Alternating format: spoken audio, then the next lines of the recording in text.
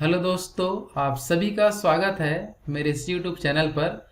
मेरा नाम है भीम सोनकर और हम पढ़ रहे हैं छत्तीसगढ़ जीके के बारे में।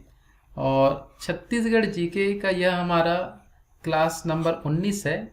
इससे पहले क्लास 1 से लेकर क्लास 18 तक के जीके मेरे चैनल भीम सर पर अपलोड किए जा चुके हैं। यदि आप वह वीडियो नहीं देखे हैं तो पहले उस वीडियो को जरूर देखिए। उसमें छत्तीसगढ़ के जीके से संबंधित बहुत विभिन्न पॉइंटों पर चर्चा की गई है, तो उन्हें आप जरूर देखिए और अपना छत्तीसगढ़ जीके का नॉलेज अवश्य बढ़ाएं। आज हम पढ़ेंगे छत्तीसगढ़ के ऊर्जा संसाधन के बारे में। छत्तीसगढ़ के ऊर्जा संसाधन का यह दूसरा पार्ट है। इससे पहले एक और वीडियो अपलोड हो चुका है, वो भी आपका छत्तीसगढ़ के ऊर्जा संसाधन के बारे में था। और छत्तीसगढ़ के ऊर्जा संसाधन के अंतर्गत हम पढ़े थे इससे पहले वीडियो में राजकीय उपक्रम जो थे वहां तक हम पढ़ चुके थे। आज हम ऊर्जा संसाधन के अंतर्गत पढ़ेंगे केंद्रीय उपक्रमों के बारे में। किसके बारे में पढ़ेंगे? केंद्रीय उपक्रम के बारे में। तो जो केंद्रीय उपक्रम के अंतर्गत छत्तीसगढ़ में विद्युत और ऊर्जा संसाधन में कौन कौन से संयंत्र स्थापित है उनके बारे में हम चर्चा करेंगे। तो चलो स्टार्ट करते हैं छत्तीसगढ़ का ऊर्जा संसाधन।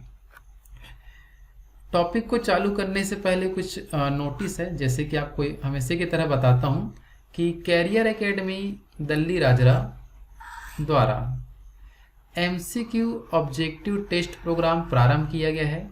और आज का हमारा जो दिनांक है 23/6/2020। और आज का हमारा जो ऑब्जेक्टिव टेस्ट का जो टॉपिक है वो है आपका छत्तीसगढ़ का विद्युत एवं ऊर्जा संसाधन। इनके बारे में आज हम पढ़ेंगे। और रोजाना की तरह जो टेस्ट होता है समय रात 9:30 बजे से 10:30 बजे के बीच में आपके व्हाट्सएप पर ऑनलाइन टेस्ट लिया जाता है। आपको ऑब्जेक्टिव क्वेश्चन भेजा जाता है और उसका आपको सही आंसर देना है 1 मिनट के अंदर। और 1 मिनट के बाद मैं आपको सही आंसर बता दूंगा। इसी प्रकार से रात 9:30 से 10:30 बजे के बीच में इस प्रकार से टेस्ट जारी होता है, जिसके माध्यम से आप छत्तीसगढ़ के किसी भी कंपटीशन एग्जाम का आसानी से तैयारी कर सकते हैं घर बैठे। बस आप इस टेस्ट को ज्वाइन कीजिए और अपना तैयारी को बेहतर बनाइए। इस टेस्ट प्रोग्राम में जुड़ने के देखते हैं क्या क्या फायदे हैं। तो फायदे में अपन देखते हैं सबसे पहला चीज, जो भी टॉपिक का टेस्ट लिया जाता है उस टॉपिक का आपको दिया जाएगा डिटेल नोट्स, जिसको आप सीजीपीएससी प्रीम भी काम आएगा, मेंस में भी काम आ सकता है। कि छत्तीसगढ़ के व्यापम से संबंधित पेपर हो, पटवारी का हो, कोई भी एग्जाम हो, वो आपके एग्जाम के लिए बहुत ही इंपॉर्टेंट होगा। साथ ही साथ आपको टॉपिक से संबंधित वीडियो भी प्रोवाइड कराया जाता है जिस टॉपिक का टेस्ट होना है। और जैसे ही आप टेस्ट दिला लेते हैं उसके बाद आपको उस टेस्ट में पूछे गए ऑब्जेक्टिव क्वेश्चनों का पीडीएफ भी आपको दिया जाता है। ठीक है। इस प्रोग्राम को ज्वाइन करने के लिए आपको कुछ नहीं करना है, सिर्फ 9179549957 इस नंबर पर यस जीके एमसीक्यू टेस्ट लिखकर मैसेज करना होगा, जिसके बाद आप ऑटोमेटिक इस प्रोग्राम में जुड़ जाएंगे। इस प्रोग्राम में जुड़ने के बाद आपको याद रखेंगे इसमें जो डेमो क्लास है वो 3 दिन का होता है। आप 3 दिन तक फ्री में टेस्ट दिला सकते हैं। यदि आपको टेस्ट पसंद आए तो आप टेस्ट को आगे जारी कर सकते हैं, नहीं तो आप मैसेज कर सकते हो कि टेस्ट हमें ज्वाइन नहीं करना है। ठीक है। टेस्ट में यदि जुड़ना होगा तो उसके लिए आपको प्रति माह 150 रुपये फीस पे करना होगा। मात्र 150 रुपये में आपको अनेकों सारे चीज़ मिलेंगे आपके एग्ज़ाम के लिए। बहुत ही इंपॉर्टेंट पॉइंट होगा। और पेमेंट करने के लिए आप इस नंबर पर गूगल पे या फ़ोन पे की मदद से ऑनलाइन पेमेंट कर सकते हैं। ठीक है। तो चलिए स्टार्ट करते हैं हम छत्तीसगढ़ का विद्युत एवं ऊर्जा संसाधन के बारे में। इससे पहले हम ऊर्जा संसाधन का एक और वीडियो देख चुके हैं। आज हम पढ़ेंगे इसमें छत्तीसगढ़ के अंदर केंद्रीय ताप उपक्रमों के बारे में। तो जो केंद्रीय ताप उपक्रम है उनके बारे में हम ध्यान से देखते हैं। जो केंद्र सरकार द्वारा स्थापित की जाती है उन्हें हम केंद्रीय उपक्रम के नाम से जानते हैं। तो केंद्रीय उपक्रम के अंदर सबसे पहला जो उपक्रम है वह आपका एनटीपीसी जमनीपाली कोरबा। तो एनटीपीसी की जो फुल फॉर्म होता है आपका नेशनल थर्मल पावर कॉरपोरेशन।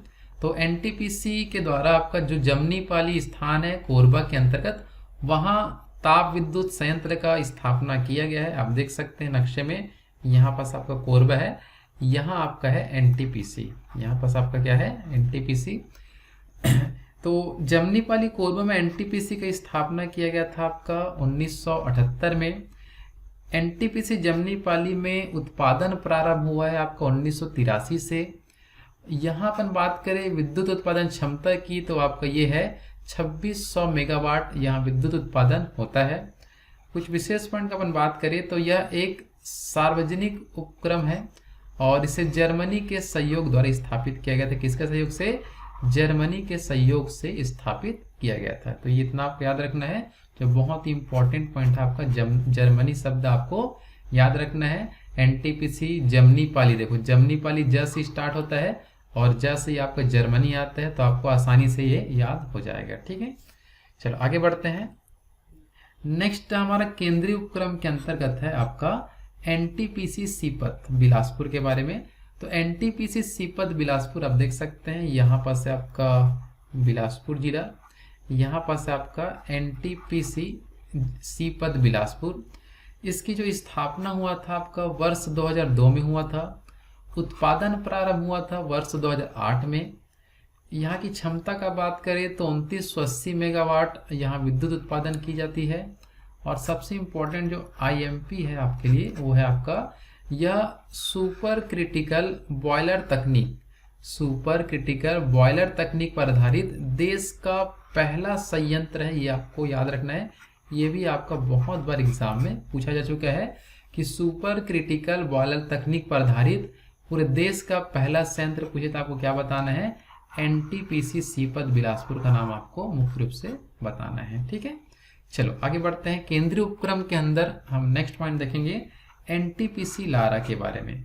तो एनटीपीसी लारा आपके रायगढ़ जिले के अंतर्गत आता है। आप देख सकते हैं ये आपका रायगढ़ जिला।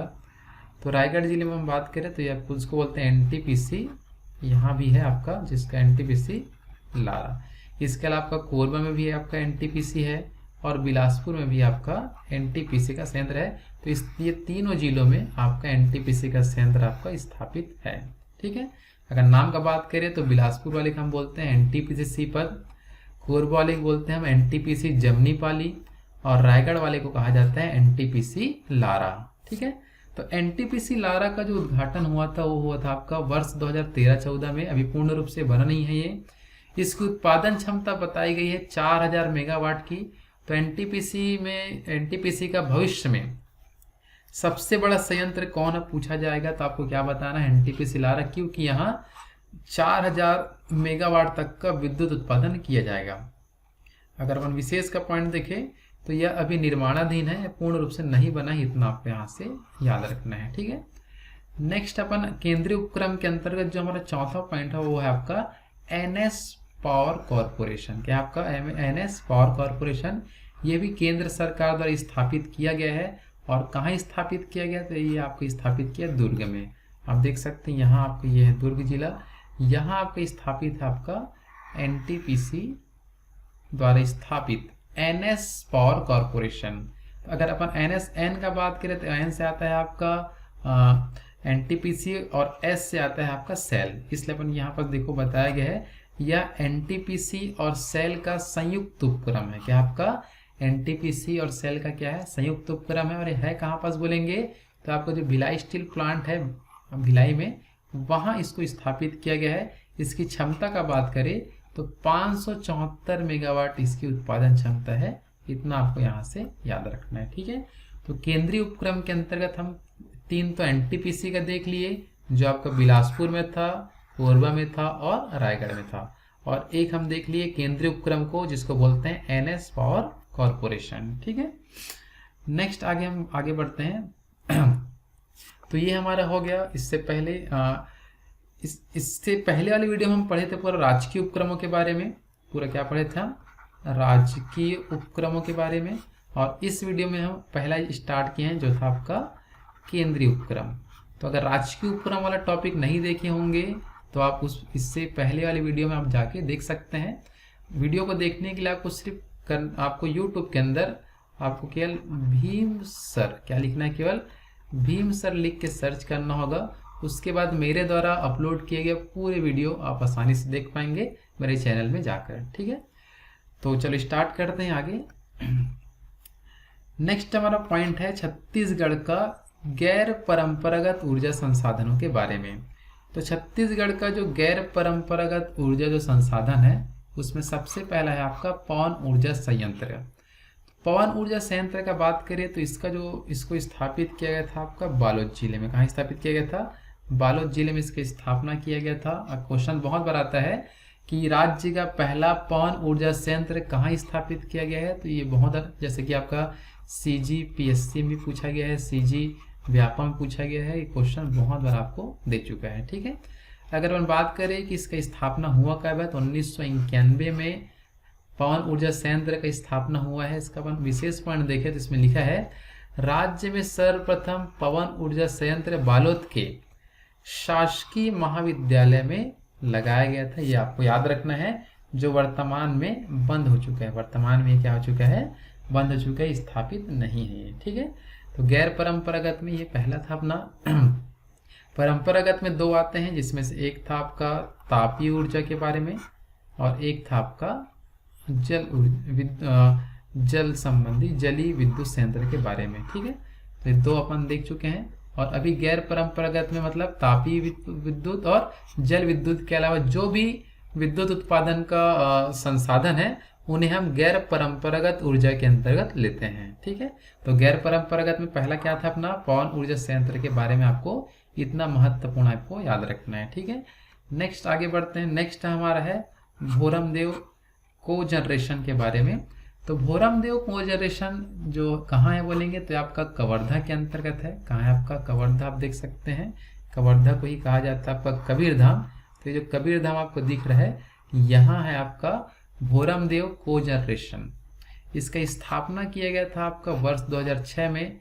इसकी यदि अपन क्षमता का बात करें तो 6 मेगावाट तक का विद्युत उत्पादन यहाँ पास होता है, जिसको कहा जाता है, इसी को कहा जाता है आपका बायोगैस। क्या बोला जाता है?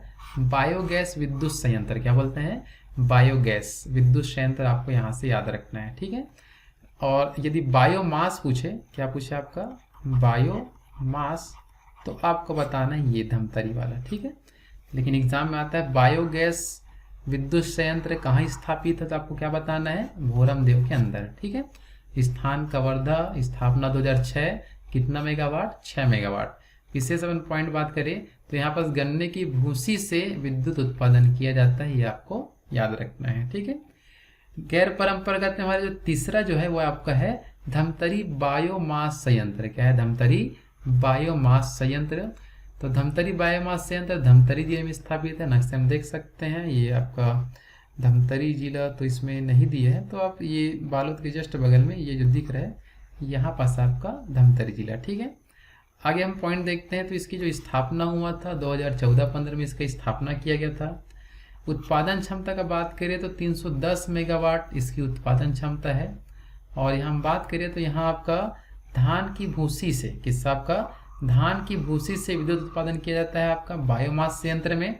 और गन्ने की भूसी से उत्पादन किया जाता है विद्युत का बायोगैस संयंत्र के अंतर्गत। ठीक है, नेक्स्ट हम आगे बढ़ते हैं। गैर परंपरागत में नेक्स्ट हमारा जो है उसको हम बोलते हैं भूतापीय संयंत्र। क्या नाम है आपका? भूतापीय संयंत्र। तो भूतापीय संयंत्र का जो कहाँ स्थापित किया गया स्थान का बात करें तो ये है आपका तातापानी बलरामपुर में। कहाँ है बताइए? तातापानी बलरामपुर। आप देख सकते हैं बलरामपुर, ये जो जिला दिख रहा है ये है आपका, यहीं पास आपका तातापानी बलरामपुर।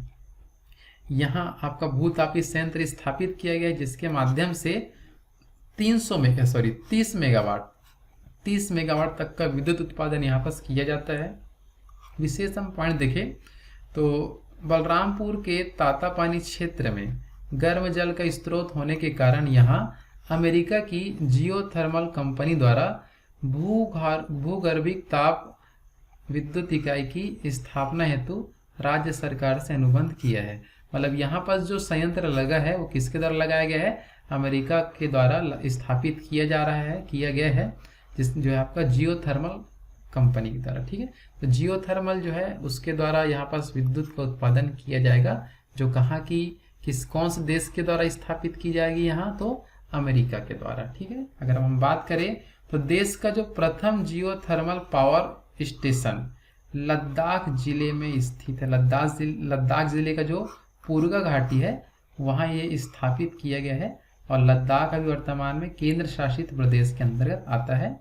और एवं दूसरा जो है वो आपका तातापानी बलरामपुर में स्थापित किया जा रहा है। ठीक है, तो पहला कहाँ है बोलेंगे तो लद्दाख के पूर्गा घाटी में, यहाँ भी आपका गर्म जल के स्रोत पाया गया है, और तातापानी में भी आपका गर्म जल के स्रोत पाया गया है। ठीक है, तो पहला आपका है पूर्गा घाटी और दूसरा अपन का तातापानी बलरामपुर। नेक्स्ट अपन का कुछ सामान्य जानकारी के अंदर अपन और याद रखेंगे, राज्य सरकार की सौर ऊर्जा नीति से संबंधित कुछ महत्वपूर्ण जानकारी है। तो राज्य सरकार की सौर ऊर्जा नीति कब से कब तक संचालित होगी, तो वर्ष 2014 से मार्च 2027 तक यह नीति की अवधि है। इसमें प्रमुख प्रावधान का बात करें तो इस नीति के तहत 10 किलोवाट तक के रूफटॉप सोलर पावर प्लांट को ग्रिड कनेक्टिविटी की सुविधा दी जाएगी। आपका इस राज्य सरकार की सौर ऊर्जा नीति के तहत कितना किलोवाट तक, 10 किलोवाट तक का जो सोलर पावर प्लांट है वहाँ ग्रिड कनेक्टिविटी की सुविधा दी जाएगी। कुछ नोट पॉइंट का हम बात करें जो एग्जाम के पर्पज से इम्पोर्टेंट है, जैसे कि आपका राज्य विद्युत मंडल का मुख्यालय कहाँ है पूछा जाएगा, क्या बताएंगे, रायपुर में। इस राज्य विद्युत मंडल का पुनर्गठन हुआ है 19 दिसंबर 2008 में। और छत्तीसगढ़ देश का पहला बिजली कटौती मुक्त प्रदेश कब बना, तो ये बना आपका 1 जनवरी 2008 से। और यह छत्तीसगढ़ विद्युत खपत के क्षेत्र में तीसरा स्थान रखता है। प्रथम स्थान में आपका गोवा है, दूसरा में गुजरात और तीसरा में अपना छत्तीसगढ़। तो यह महत्वपूर्ण जानकारी था इस टॉपिक से लेकर। तो ये हो गया हमारा पूरा छत्तीसगढ़ का ऊर्जा संसाधन के बारे में। तो छत्तीसगढ़ का जो ऊर्जा संसाधन है इनके बारे में आप 2 वीडियो में अच्छे से कवर कर सकते हैं। इससे पहले राजकीय उपक्रमों का विद्युत संयंत्र दिखाया गया था, और इस वीडियो में हम केंद्रीय उपक्रमों के बारे में पढ़े हैं और गैर परंपरागत ऊर्जाओं के बारे में पढ़े हैं इस वीडियो में। यदि आपको मेरा यह वीडियो पसंद है तो प्लीज़ मेरे इस वीडियो को लाइक ज़रूर करें, और यदि आप मेरे चैनल को सब्सक्राइब नहीं किए हैं तो प्लीज़ मेरे इस चैनल को सब्सक्राइब करें। आपके सब्सक्राइब करने से हमें और अच्छा मोटिवेशन मिलता है और अच्छे से अच्छा वीडियो बनाने का हम प्रयास करते हैं। तो आप यदि कुछ करना चाहें हमारे लिए तो प्लीज़ चैनल को सब्सक्राइब जरूर करें, ताकि मेरा चैनल अच्छे से अच्छा ग्रो हो पाए और मैं अच्छे से अच्छा वीडियो आप लोगों के लिए ला पाऊँ। धन्यवाद।